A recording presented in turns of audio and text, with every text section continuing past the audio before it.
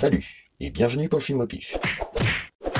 Bienvenue pour ce nouveau numéro spécial du film au pif, puisque encore une fois j'avais envie de vous faire un top, et cette fois-ci ce sera un top consacré aux voix de doublage françaises, bien sûr, puisque on est en France, et ce sera donc un top 20 de mes voix françaises préférées, puisque il pourrait y en avoir beaucoup plus que ça, mais il fallait que j'en retienne 20, et donc il y aura beaucoup de mentions spéciales quand même, parce que il y a quand même beaucoup de voix qui sonnent à mes oreilles, et ça a été assez compliqué de classer. Et avant de commencer, je tiens quand même à vous signaler que de 20 à 10, ça va être un peu classé comme ça, sans vraiment de préférence, parce que c'était assez compliqué de les départager. C'est toutes des voix que j'adore, donc c'était assez compliqué, mais à partir du top 10, on va dire de 10 au premier, là on va vraiment rentrer dans les voix que je préfère, et je pense que je vais pas tomber loin du classement de beaucoup de personnes. Donc vous me direz ça dans les commentaires, et on va voir ça tout de suite.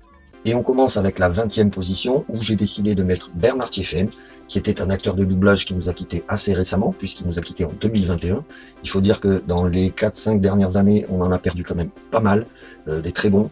Vous allez voir, hein, au fil du top, vous allez voir que ils sont pour la plupart décédés dans les dernières années, là, malheureusement. Donc c'est des voix qu'on n'entendra plus, mais qui, heureusement, ont laissé pas mal leurs traces. Et Bernard Thiéfaine, c'était la voix officielle de Chuck Norris. Et donc, c'est une voix assez marquante aussi, on l'a beaucoup entendu.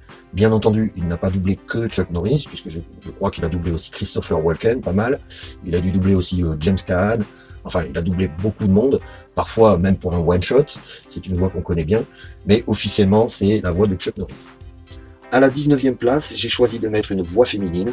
Alors, des voix féminines de doublage, il y en a aussi beaucoup et des très célèbres, mais j'avais tellement de voix masculines à mettre dans mon top que finalement, il y aura très peu de voix féminines. Il y en aura deux, et non des moindres, puisque là, il va y avoir Céline Monsara à la 19e place. Céline Monsara qui est la voix officielle de Julia Roberts, donc une voix très connue, et qui a aussi fait du doublage de dessins animés, puisque c'était la voix de Bulma dans Dragon Ball Z, etc. Mais aussi, pour ceux qui connaissent ces films-là, je pense que beaucoup de monde les connaissent, c'était aussi la voix de Dory, donc le poisson bleu là qui perd la mémoire, dans Le Monde de Nemo, et bien sûr dans la suite Le Monde de Dory. Donc c'était la voix de Dory. En 18e position, encore une voix féminine, donc la deuxième de ce classement. J'aurais voulu la mettre plus haut, mais vraiment, je pouvais pas. Les voix que j'ai mis avant sont vraiment des voix auxquelles je tiens, donc voilà, j'ai été obligé de la mettre là. Et il s'agit de Maïk Dara, qui est aussi une voix très connue, sans doute la voix féminine la plus connue, puisque c'est la voix officielle de Whoopi Goldberg, mais pas seulement, puisqu'elle a aussi doublé Pam Grier notamment, et puis elle a aussi doublé Monica, donc Courtney Cox, dans la série Friends, et puis elle a beaucoup doublé, elle a fait énormément de doublage dans plein de films, aussi pour des one-shots, enfin elle a une voix très reconnaissable. Donc Maïk Dara, c'est probablement la voix féminine au top. Donc si je devais faire un top de voix de doublage juste féminine, je pense qu'elle serait en tête du top, parce que c'est la voix la plus reconnaissable et la plus célèbre parmi les femmes qui doublent, voilà, à mon goût. En 17e position, j'ai choisi de mettre Adrien Antoine, qui est aussi une voix de doublage que j'aime beaucoup, qu'on entend assez souvent, notamment ces derniers temps, puisque c'est une voix actuelle. C'est la voix officielle de Chris Hemsworth, mais c'est aussi la voix de Henry Cavill, et c'est aussi la voix de Sam Worthington, notamment dans Avatar, dans tous les Sam Worthington d'ailleurs. Et c'est aussi la voix de Archer, dans la série animée Archer, que j'adore. Et voilà, c'est une voix que j'aime beaucoup, avec un timbre assez reconnaissable. Je crois même d'ailleurs qu'il a doublé le fils de Flynn dans Tron l'héritage.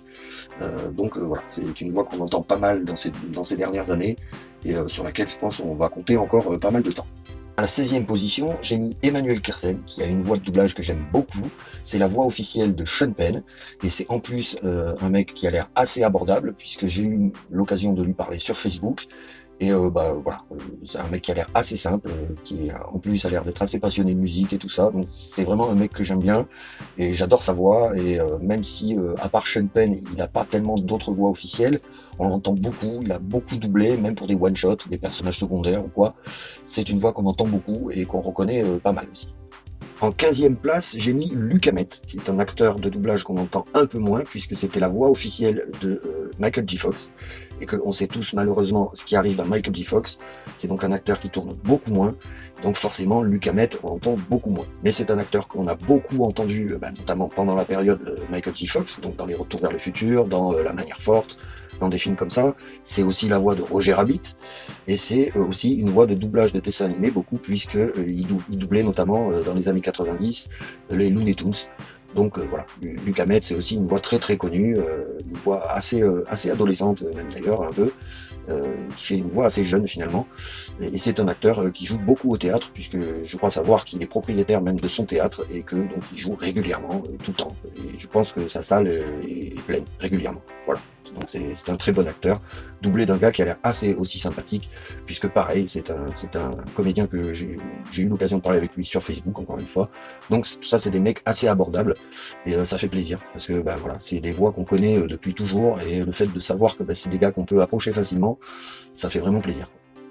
À la 14e place, j'ai mis Pierre Attet, que j'aurais pu d'ailleurs mettre à égalité avec Luc Hamet, puisque c'est la voix officielle de Doc Brown dans Retour vers le futur.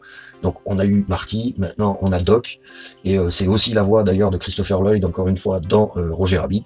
Donc ces deux-là sont quand même habitués à avoir travaillé ensemble, donc j'aurais presque pu les mettre en tir groupé, quoi, quelque part. Mais bon, voilà, j'ai décidé de le mettre avant, parce que c'est un acteur qui nous a aussi quitté récemment, donc pour lui rendre hommage, je l'ai mis juste avant Luc Hamet.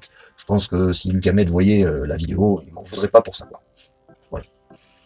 En 13e position, j'ai choisi de mettre Dominique Collignon-Morin, qui est une voix aussi assez connue et assez déjantée, puisque c'est la voix officielle de Nicolas Cage, et on sait tous que Nicolas Cage est un acteur complètement déjanté. Ça doit être donc un sacré exercice que de doubler Nicolas Cage, et donc ben voilà, j'ai choisi Dominique Collignon-Morin parce que c'est une voix très très connue, et il faut savoir aussi d'ailleurs que c'était la première voix de Luke Skywalker ben, dans les tout premiers épisodes de Star Wars. C'était la voix de Luke, et après ben, il est devenu la voix officielle de Nicolas Cage. Bon, voilà, tous les films de Nicolas Cage sont pas au même niveau, mais lui, il est toujours très très bon quand il le double, donc j'aime bien cet acteur, et j'adore sa voix, et donc voilà, je le mets en 13e position. À la 12e place, j'ai mis un acteur qui malheureusement nous a aussi quitté récemment. Je crois même que c'est le dernier à nous avoir quitté. Non, c'est l'avant-dernier qui nous a quitté récemment, puisqu'il s'agit de Daniel Beretta, qui était la voix officielle de Arnold Schwarzenegger, au moins depuis Total Recall. Donc voilà, une voix aussi très célèbre, avec un ton très grave comme ça, et donc vraiment une voix hyper reconnaissable, qui malheureusement nous a quitté. Alors, certains vont dire que je le mets assez bas, en 12e position, mais bon, il est vrai que c'est un acteur qui a surtout doublé Schwarzy, et on sait que Schwarzy, c'est pas non plus un acteur qui montre énormément enfin, qui a pas une énorme palette de jeux quelque part, donc voilà. Je trouve qu'il y a d'autres acteurs derrière qui sont beaucoup plus compliqués à doubler sûrement, et donc des voix de doublage qui sont un peu plus méritantes. Je peux pas le mettre plus haut juste parce que bah, il nous a quittés, quoi. Donc, parce que c'est pas le seul. Malheureusement, vous allez voir, il y en a encore plein qui nous ont quittés. Mais Daniel Beretta, bon bah voilà, voix de Schwarzenegger, donc hyper reconnaissable. Bien sûr, il a doublé d'autres personnages dans d'autres films, beaucoup pour des one-shots. Mais bon, voilà, c'est une voix qu'on n'oubliera pas non plus. En 11e position, j'ai mis Bernard Lano. Bernard Lano, c'est la voix officielle de Kevin Costner, mais pas que, puisque c'est aussi la voix officielle, je sais pas si c'est la voix officielle, mais en tout cas c'est la voix principale, disons, de Alec Baldwin dans énormément de films.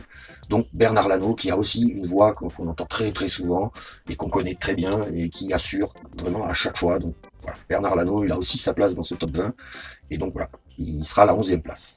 Et c'est là qu'on attaque le dur du classement, puisqu'on arrive à la 10e place. Et en 10e place, j'ai choisi de mettre Greg Germain. Et Greg Germain, c'est la voix officielle de Will Smith, depuis Le Prince de Bel-Air, en fait. Donc ça a toujours été plus ou moins la voix de Will Smith, à part dans le premier Bad Boys et dans Independence Day, où c'est pas lui qui double. Mais dans tous les autres films de Will Smith, c'est lui, c'est Greg Germain qui fait sa voix. Il a aussi doublé Danny Glover. D'ailleurs, je crois que maintenant, on va dire que c'est la voix de Danny Glover dans la plupart des films où on voit Danny Glover, même si on le voit assez peu, puisque avant c'était Richard Darbois qui faisait Danny Glover. Donc maintenant, en tout cas dans Les Armes Fatales. Donc maintenant, apparemment, ce serait Greg Germain ils ont basculé, je sais pas. Mais en tout cas, voilà. Greg Germain, la voix de Will Smith, en 10e position. Parce que c'est une voix que j'adore aussi. De toute façon, je les aime tous. En 9e position, j'ai choisi de mettre Jean-Pierre Michael. Alors Jean-Pierre Michael, c'est un peu spécial pour moi parce que c'est pas une voix que j'ai aimée tout de suite, et je vais vous expliquer pourquoi. On peut dire que c'est la voix officielle des beaux gosses de Hollywood, puisque c'est la voix officielle de Brad Pitt, et c'est aussi la voix officielle de Keanu Reeves. En tout cas, depuis Matrix, puisque avant Matrix, et c'est de là que vient mon problème, Keanu Reeves, il n'était pas doublé par Jean-Pierre Michael, il était doublé par un autre comédien, dont je ne me souviens plus du nom, et dont j'aimais bien la voix d'ailleurs, je trouvais qu'elle lui collait super bien. Je vous mettrai le nom par là, pour que vous sachiez qui c'est. Et je sais pas ce qui s'est passé, mais à partir de Poursuite, je crois, Keanu Reeves a changé de voix. C'était pas non plus Jean-Pierre Michael à ce moment-là, c'était un autre encore. Et puis est arrivé Matrix, et à partir de Matrix, voilà, c'est Jean-Pierre Michael qui s'y colle. Et depuis, je dois avouer que je me suis bien habitué à ça. Et Matrix y est pour beaucoup, parce que c'est un film que j'ai poncé en long, en large et en travers. Donc j'ai fini par m'habituer à Keanu Reeves avec cette voix-là. Mais au début, c'était douloureux pour moi. Hein. Je me disais, ah mais non, qu'est-ce que c'est que cette voix? Ils ont changé sa voix, ça va pas du tout. Un peu comme pour Bruce Willis sur le 5e élément. Hein. Je pense que là, on est tous d'accord pour dire qu'il y a un gros problème sur le 5e élément, mais qu'est-ce qu'ils ont fait, quoi? Enfin, on va y revenir, probablement. Mais voilà, donc Jean-Pierre Michael, je le mets à la 9e place, parce que c'est vrai que maintenant, c'est quand même une voix très très connue, qu'on a beaucoup entendue. C'est aussi lui, d'ailleurs, qui joue qui double le général Hux, je crois, l'espèce de rouquin hyper nerveux qu'on voit dans les 3 derniers épisodes de Star Wars. Le général machin, c'est ça, hein, je crois, de général Hux, et c'est donc Jean-Pierre Michael qui fait cette voix, et donc c'est une voix qui est très très reconnaissable. Voilà. Bon. Pour la petite anecdote, je pense que la toute première fois qu'on l'a entendu, c'est dans Apollo 13, où il doublait un journaliste, qu'on voit furtivement, la caméra passe comme ça, fait un travelling, et on voit des journalistes devant la maison de Jim Lovell, qui sont là en train de parler devant leur caméra, et donc Jean-Pierre Michael doublait un de ces journalistes. Je pense que c'est là une de ses premières performances de doubleur, et après on sait que voilà, il a pris du galon, quoi. En 8e position, j'ai choisi de mettre Thierry Desroses. Thierry Desroses qui est la voix officielle de Samuel L. Jackson, donc encore une fois une voix hyper connue, qu'on a beaucoup entendue, puisque Samuel Jackson est un acteur qui tourne beaucoup, et à chaque fois, c'est lui qui fait sa voix. À peut-être 2-3 exceptions près, notamment dans Alarme Fatale, puisque c'était les tout débuts de Samuel Jackson, donc on savait pas encore que ça allait devenir un acteur monumental et qu'on allait voir partout. Et donc, voilà, c'était pas encore lui qui faisait sa voix, mais très rapidement, c'est devenu lui, puisque déjà, Une nuit en enfer, c'est déjà lui. Et après, toute la carrière de Samuel Jackson, à chaque fois, c'est Thierry Desroses qui le double. Bon, alors bien sûr, Thierry Desroses, encore une fois, il n'a pas doublé que lui, il en a fait plein d'autres, soit des rôles secondaires, soit d'autres personnages pour un one-shot ou des choses comme ça, bien sûr. Il est lui-même d'ailleurs acteur, on l'a pu le voir dans une série, je sais plus, je crois que c'est PJ ou un truc comme ça sur France 2, une série qui passait il y a 10-15 ans, il était acteur dedans, mais voilà, c'est avant toute chose, pour tout le monde, je pense que c'est la voix officielle de Samuel Jackson, et je le mets en 8e place. Et vous voyez que ça commence à devenir assez chaud quand même, hein, et vous allez voir, c'est pas fini. En 7e position, on a le dernier de nos grands acteurs de doublage qui nous a quittés très récemment, puisqu'il s'agit de Alain Dorval. Et Alain Dorval, c'est nul autre que la voix officielle de Sylvester Stallone. Depuis au moins le premier Rocky, puisque avant il avait fait des petits films, il n'était pas encore une grosse vedette Stallone, hein. On avait pu le voir notamment dans la course à la mort de l'an 2000, où c'est pas Alain Dorval qui le double, mais à partir des Rocky, c'est quasiment la plupart du temps Alain Dorval qui le double, à part je crois sur Demolition Man ou encore qu'est-ce qu'il y a d'autre, ou Tango et Cash par exemple, il me semble que c'est Richard Darbois qui le double. Il y a encore un ou deux autres films comme ça où c'est Darbois qui double Stallone, mais Darbois il en avait tellement à faire que clairement il pouvait pas non plus, voilà. Et de toute façon la voix de Stallone pour tout le monde, c'est Alain Dorval. Je crois que c'était Stallone lui-même qui avait dit qu'il trouvait sa voix française un peu trop bétifiante et qui voulait tester avec une autre voix pour voir si ça pouvait pas lui donner un côté un peu plus intelligent, puisque lui-même il avait un petit peu cette réputation d'acteur qui joue souvent des rôles de mecs pas très très évolués. Et donc à partir de Tango et Cash, c'est pour ça que dans Tango et Cash il a des lunettes, il essaie le costard et tout, il essaie de la jouer un petit peu différemment, on va dire.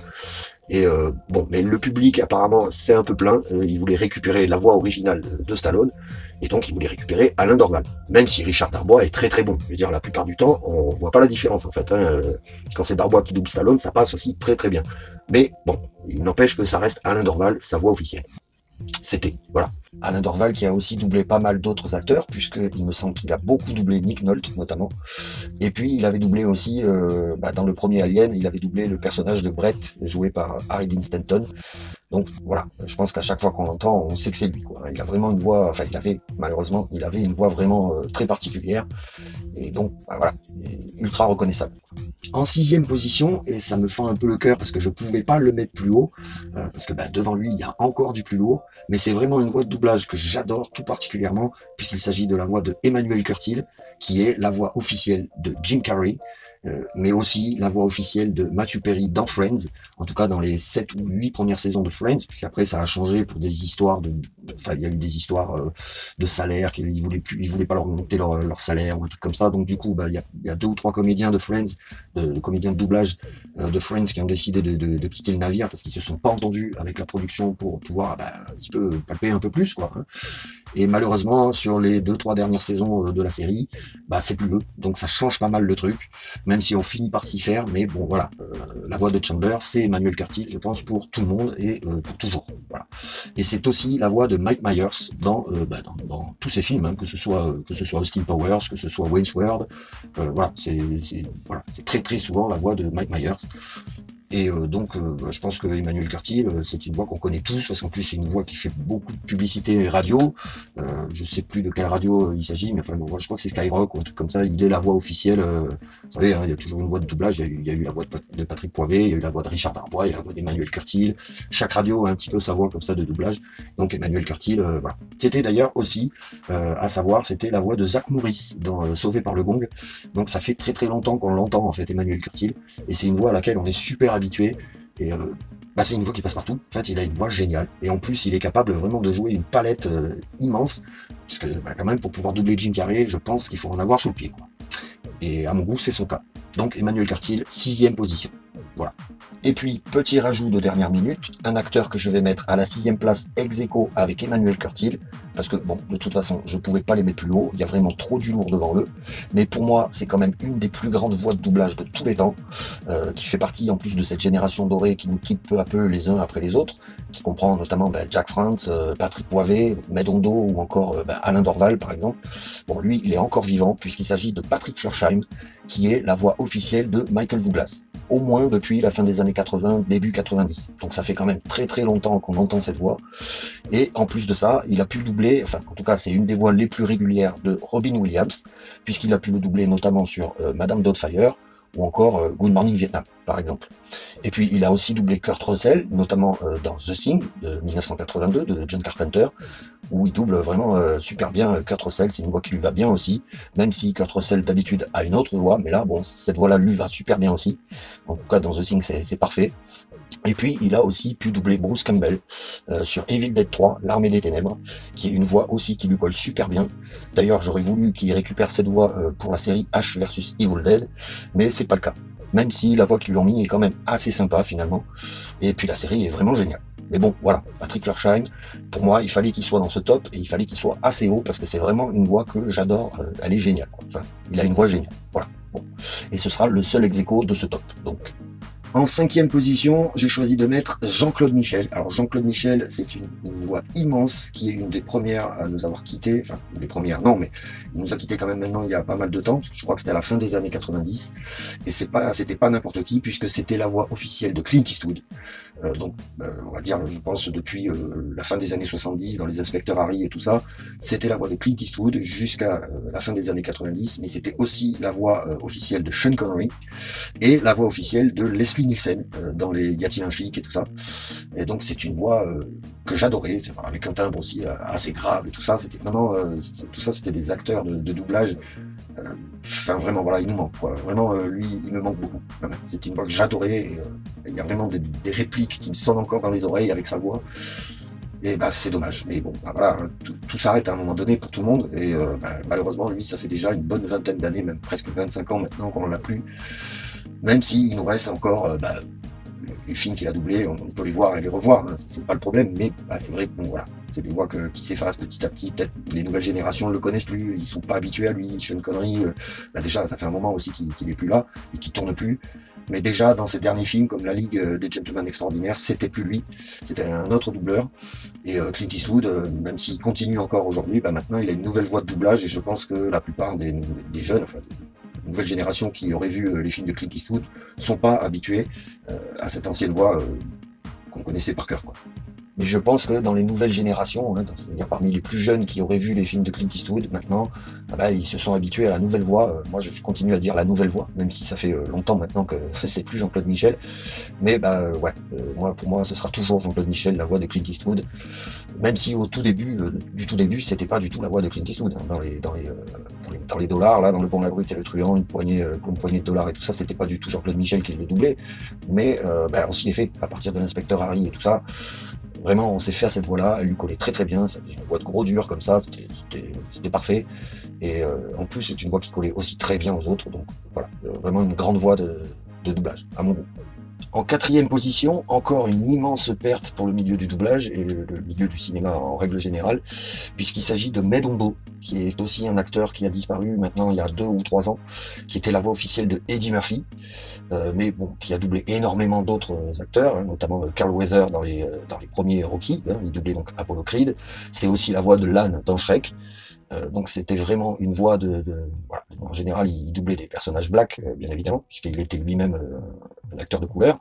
Et donc, ça, c'était vraiment la voix des personnages de couleur au cinéma, quoi, à cette époque-là, depuis, on va dire, les années 70 jusqu'à il y a très peu de temps où il nous a quittés, malheureusement. Et c'est vraiment une voix que j'adorais.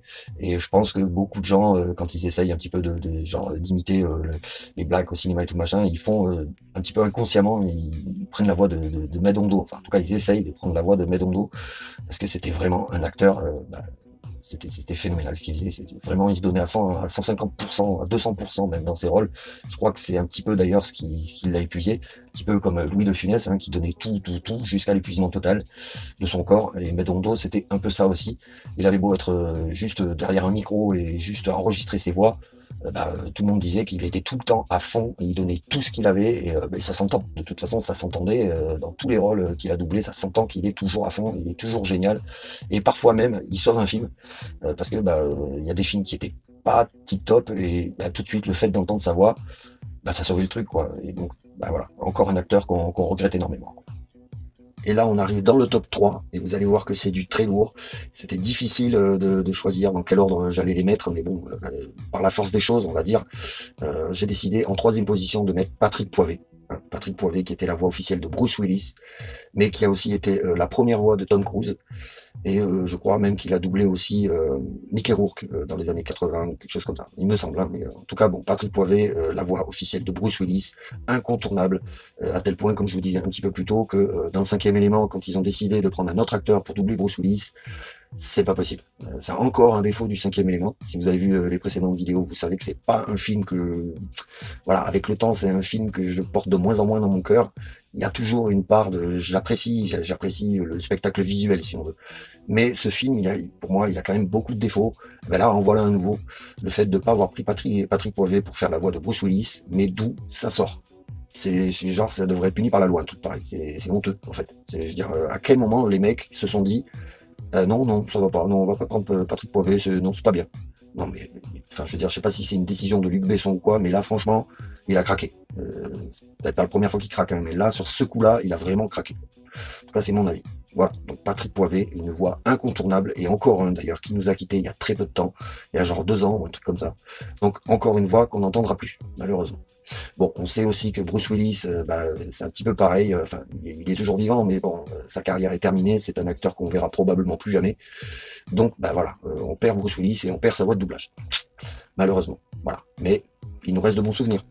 À la 2e place du podium, j'ai choisi de mettre, et là, vous allez, je pense, deviner qui sera le premier, bien sûr, puisque en 2e position, j'ai choisi de mettre Jacques Frantz, qui était, parce que malheureusement, encore un acteur de doublage qui nous a quittés très récemment, je crois il y a 3-4 ans, pas plus, et qui était la voix de énormément de gros acteurs.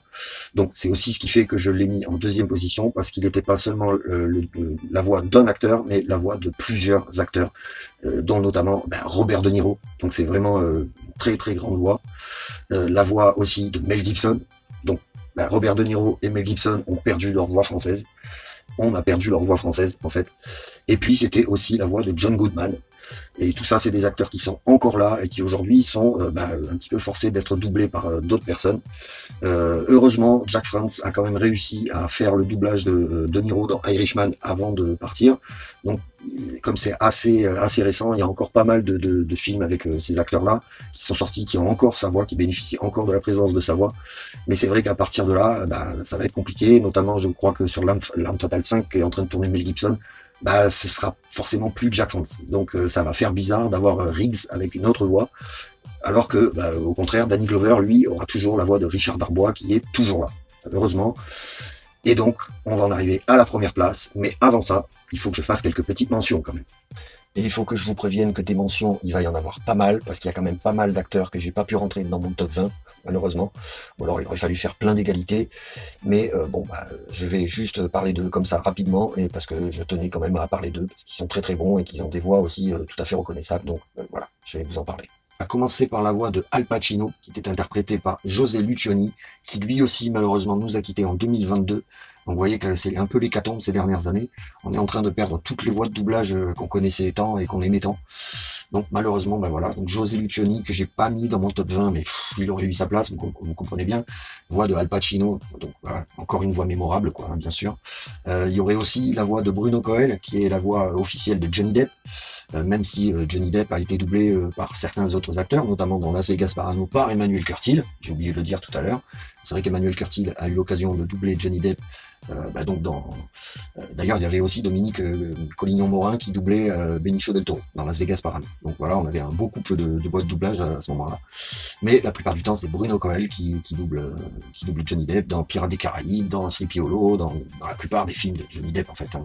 Voilà, peut-être pas à ses débuts, mais là, depuis 20-25 ans, c'est lui. Dans mes mentions, il y aurait aussi Francis Lax, bien sûr, qui était la voix de Harrison Ford à ses débuts. En tout cas, dans les 3 premiers Star Wars, c'est Francis Lax qui double Han Solo. Et dans le 2e Indiana Jones, ce qui fait aussi probablement que c'est mon Indiana Jones préféré, c'est parce que c'est Francis Lax qui doublait Harrison Ford, même si depuis que c'est Richard Darbois, c'est très très bien, c'est une voix qui lui va très très bien, et j'adore Harrison Ford avec la voix de Richard Darbois. Mais Francis Lax, il avait ce côté hyper, je sais pas, il y avait un truc détendu, automatiquement comique dans sa voix, et donc c'était pour moi aussi une très grande voix de doublage, et j'étais obligé de le citer à un moment donné, tout comme Roger Carrel, bien sûr. Roger Carrel, c'est l'homme aux 1000 voix, quoi. Hein. Roger Carrel, c'est la voix d'Astérix, c'est la voix c'est la voix de tellement d'acteurs que je pourrais pas dire, je sais plus, je sais plus, il y en a beaucoup trop, des acteurs, des dessins animés, tout un tas de choses. Enfin, c'était la voix d'Astérix, voilà, principalement. Si c'est un moyen pour vous faire un petit repère comme ça, pour repérer sa voix comme ça, je pense que si je vous dis Astérix dans les dessins animés, hein, bien entendu, tout de suite, vous allez tiquer. Ah oui, d'accord, effectivement. C'était aussi, d'ailleurs, c'est la voix de R2D2 dans Star Wars, et c'était, pas de R2D2, pardon, de 6PO, bien entendu, vous aurez corrigé tout seul, hein. C'était la voix de 6PO dans les Star Wars, dans les premiers, et c'était aussi, je sais plus, on a fait tellement la voix de Benny Hill, notamment, même si on n'entendait pas souvent, voilà, c'était la voix de Benny Hill, c'était énormément de voix. Voilà, Roger Carrel, c'était une voix qu'on retiendra aussi jusqu'à la fin de nos jours, puisqu'il n'y a pas très très longtemps qu'il nous a quittés, lui non plus. Donc voilà, encore un qui est parti, et qui nous laisse plein de beaux souvenirs. Pour revenir rapidement sur Francis Lax, j'ai oublié de vous citer 2 voix hyper célèbres qu'il a doublées, mais c'était dans des séries, puisqu'il a doublé le personnage de Hutch dans Starsky et Hutch. D'ailleurs, je salue au passage la voix de Jacques Balutin pour la voix de Starsky, parce que bon, voilà, Jacques Balutin, il a aussi un petit peu fait de doublage, moins, parce que c'était plus un acteur de théâtre et même un acteur de film, donc il a moins fait de doublage, mais il en a fait aussi. Et Francis Lax, donc c'était la voix de Hutch, mais aussi de Looping dans la série L'Agence Touriste. Donc voilà, une voix très très connue, très très reconnaissable.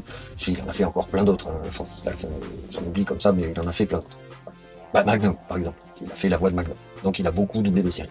Je voudrais citer aussi la voix de Patrick Béthune, qui est la voix de doublage de Jack Bauer dans la série 24 heures chrono.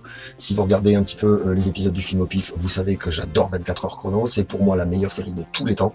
Il ne peut pas y avoir de meilleure série, juste parce que le concept est le meilleur possible pour une série télé. 24 épisodes, 24 heures, en temps réel, c'était du jamais vu et on pourra pas refaire pareil de toute façon. Donc c'était vraiment le meilleur concept de série qui soit.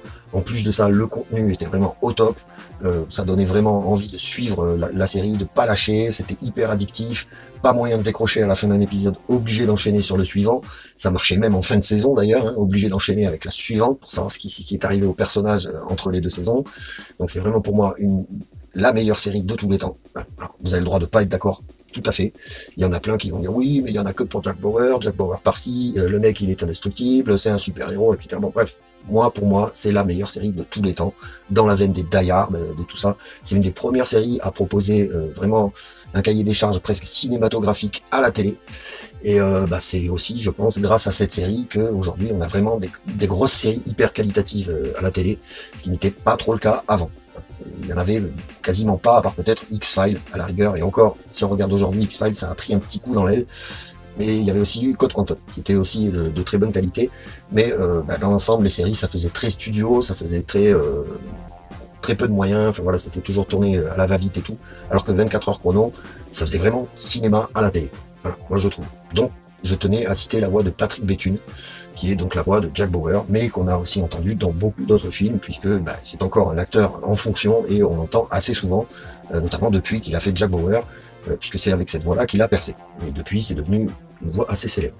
Je voudrais aussi citer la voix, alors là je ne sais pas le nom du comédien, je le mettrai en bas de l'écran, par là je crois, de la voix de Sam Gamgee, qui est une voix qu'on commence aussi à pas mal entendre, qui est une voix assez proche de celle de Emmanuel Curtil, mais en éraillé un peu comme ça. Je pense qu'ils sont un petit peu sur le même créneau de voix.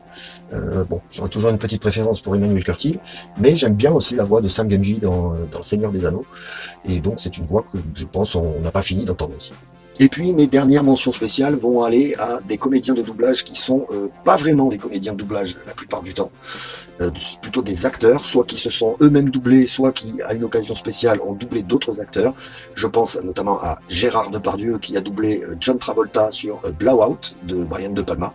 Ça fait tout à fait bizarre d'entendre Travolta avec la voix de Depardieu, parce que même si à l'époque Depardieu n'était pas encore hyper célèbre, depuis, il a une voix qu'on connaît tous par cœur, et là, entendre Travolta avec les intonations de Depardieu, ça, c'est assez particulier. Ça marche, hein, en plus. Le pire, c'est que ça marche vraiment, mais c'est tout à fait particulier. Je pense qu'il faut au moins 5-10 minutes pour s'y adapter, et après, ça passe. Mais sur le coup, c'est assez surprenant, quoi. Voilà.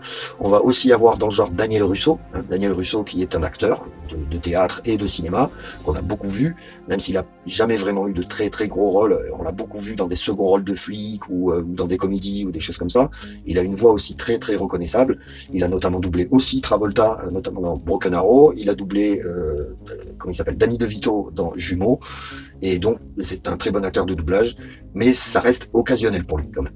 Il en a fait, à un moment donné, il en faisait pas mal, et puis il s'est arrêté, il est retourné au théâtre. Il préfère certainement jouer entièrement que de jouer derrière un micro, c'est fort possible. Mais en attendant, voilà, ça reste un acteur à part entière. C'est tous des acteurs à part entière, hein, on va pas se mentir, mais lui, c'est vraiment un acteur à part entière qui a décidé de temps en temps de faire un peu de doublage. Voilà. Dans le genre, je voudrais aussi mettre une mention à Alain Chabat, qui a doublé Shrek, et on s'en souvient tous, puisqu'il y a eu 4 Shrek, et que, effectivement, maintenant, la voix de Shrek, c'est Alain Chabat dans nos oreilles, tout comme la voix de l'âne, c'est Medondo. Ils ont dû s'éclater tous les deux à tourner, et je crois même d'ailleurs que la voix de la fille, c'est la voix de Cameron Diaz, puisque en original, c'est Cameron Diaz qui double, je sais plus comment elle s'appelle, la princesse, et donc en français, c'est la voix de doublage de Cameron Diaz, donc j'ai oublié le nom.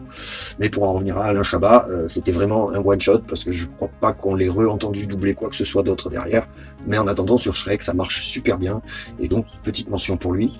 Mention aussi pour Jodie Foster, parce que même si c'est Foster, elle est capable de parler, et elle est capable de parler super bien en français, donc c'est une actrice qui se double sur beaucoup de films, pas sur tous ses films, mais elle se double sur beaucoup de films, et ça s'entend, on reconnaît sa voix, parce qu'elle parle un français, mais vraiment, mais impeccable, puisque c'est une actrice qui a été à l'école française pendant très longtemps, donc elle parle très bien français, même si de temps en temps elle accroche un peu, mais c'est très rare.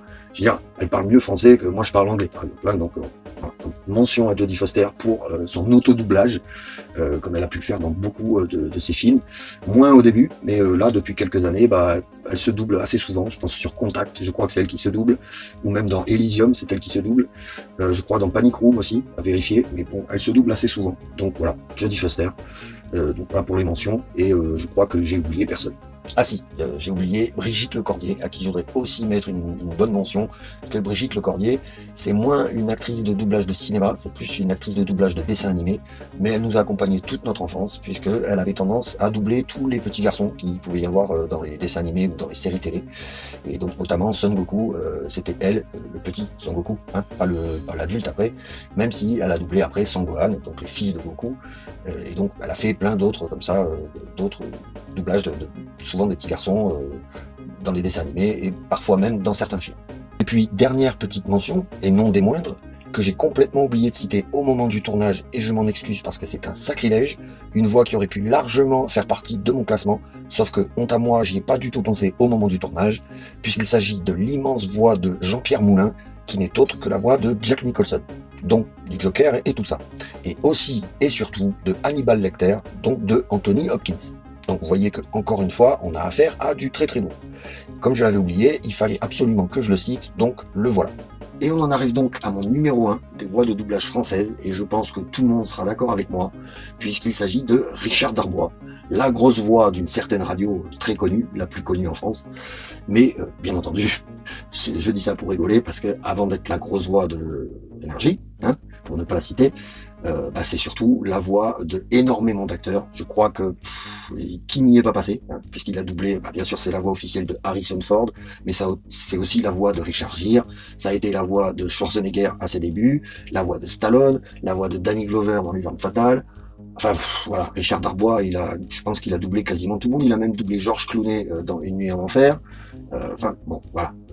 Il en a fait tellement que je pourrais pas tous les citer, j'en oublie très certainement, mais voilà, Richard Darbois, c'est vraiment la pointure des pointures, il a vraiment une voix qui passe mais partout, avec pratiquement tous les types d'acteurs. Je crois qu'il pourrait même doubler Tom Cruise. Je pense que même s'il avait doublé Bruce Willis, ça aurait marché. Ce mec, il est fait pour ça. Il a une voix qui est faite pour s'adapter. En plus, il est capable de jouer sur son timbre, soit la graver, soit le descendre dans les très aigus comme ça. Et bon, on est plus ou moins tous capables de le faire, mais lui, il le tient tout le long d'un rôle. Hein, on voit bien que quand il fait, par exemple, Harrison Ford, ça va être, c'est un petit peu moins grave que s'il va faire Danny Glover dans L'Arme Fatale. Quand il fait Danny Glover dans L'Arme Fatale, il est très comme ça, il est très dans le, voilà, alors qu'il va prendre un timbre de voix un peu plus normal en Harrison Ford ou en Richard Gere par exemple. Donc c'est vraiment un acteur qui passe partout pour le doublage, et c'est la voix de doublage que j'étais obligé de mettre en numéro 1, une de mes préférées. J'irai pas dire ma préférée, parce que vraiment tous les mecs là que j'ai cités, y compris dans les mentions et tout, c'est vraiment tous des voix que j'adore. Mais ouais, Richard Darbois, si on veut être un peu objectif, c'est le number one. Il n'y a pas. C'est vraiment le patron. Bon voilà, je pense que j'ai à peu près fait le tour de toutes les meilleures voix de doublage. En tout cas, celles que moi je préfère depuis que je suis cinéphile, et vraiment celles qui m'accrochent l'oreille, qui m'ont donné envie de m'intéresser un petit peu à qui c'est qui a cette voix-là, par exemple. C'est pour ça que je connais un peu leurs noms. Ceux que j'ai oublié de citer, et il y en a, hein, je sais qu'il y en a, il y a la voix de Robert Redford, il y en a encore un paquet de voix comme ça que j'ai probablement pas citées, et qui sont très très bonnes. Je connais moins leurs noms, j'en parle moins, parce que déjà Robert Redford par exemple, j'aime pas. Donc même si j'aime bien la voix française, j'aime pas l'acteur. Je sais que c'était la première voix de Harrison Ford dans Indiana Jones, dans le premier Indiana Jones, hein, dans Les Aventuriers de l'Arche perdue. Mais ça passait bien sur Harrison Ford, même si je lui préfère largement Francis Lax ou même Richard Darbois. On va pas se mentir, ils sont au-dessus, il y a plus de punch dans la voix, ça colle mieux à Harrison Ford. Et voilà, il y a d'autres comédiens de doublage comme ça, et même comédiennes de doublage que j'ai oublié de citer, comme la voix de Cameron Diaz, je sais pas son nom, ou même la voix de Rachel dans Friends, que j'adore, mais encore une fois je sais pas son nom. Je vais vous mettre ça bien sûr en bandeau en bas, mais voilà, j'ai à peu près fait le tour des voix que j'aime. Donc n'hésitez pas à me dire dans les commentaires si vous êtes d'accord avec mon classement, ou si le vôtre serait légèrement différent, voire même totalement différent. Hein. En tout cas, n'hésitez pas à me le dire, à laisser votre classement personnel dans les commentaires, on en parlera ensemble. Et puis, si vous avez aimé la vidéo, n'hésitez pas non plus à vous abonner, n'hésitez pas à partager et à en parler autour de vous pour faire grandir la chaîne, puisque elle a besoin de grandir, elle démarre, donc elle est tout en bas pour l'instant, elle a vraiment besoin qu'on la pousse vers le haut. Et par la même occasion, n'hésitez pas à pousser, hein, donc à liker, pour aussi aider la chaîne à grandir. Et puis, les algorithmes comme ça seront flattés, on va dire, les algorithmes de YouTube, et puis ça permettra à la chaîne d'être un peu mieux référencée. Sur ce, il me reste à remercier tous ceux qui sont allés jusqu'au bout de cette vidéo, en espérant encore une fois que vous l'aurez apprécié. Et puis moi je vais vous dire à bientôt pour un prochain numéro du Film au Pif. Tchou!